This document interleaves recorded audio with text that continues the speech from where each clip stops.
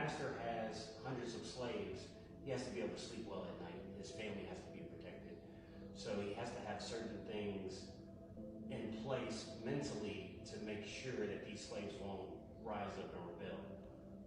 Also, there has to be a system in place by society to keep them in order too. And we see that with certain laws where if slaves ran, even if they made it to the north, they were still the property of their masters in the south.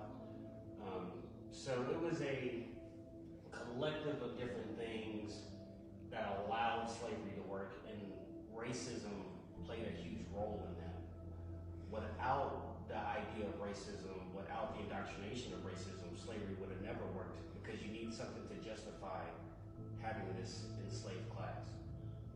Also, at the same time, there's a lot of poor whites. So how do we keep the poor whites from being envious of the blacks?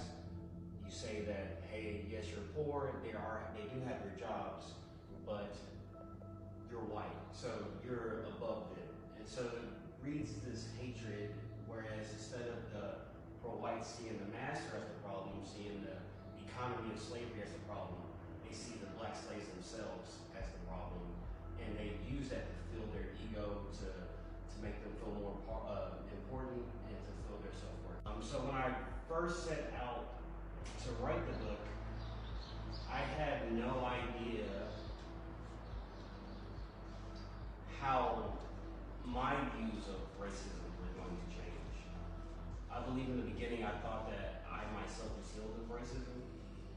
And throughout the journey of doing the research, going through the hard labor of studying the different stories of slaves and what they'd gone through and what the masters went through and what the slave catchers went through, I kind of had this rebirth in my own mind that racism is not something that's just black and white, that's just, getting pulled over by the cops. It's a deep-rooted sickness that needs to be talked about, that needs to be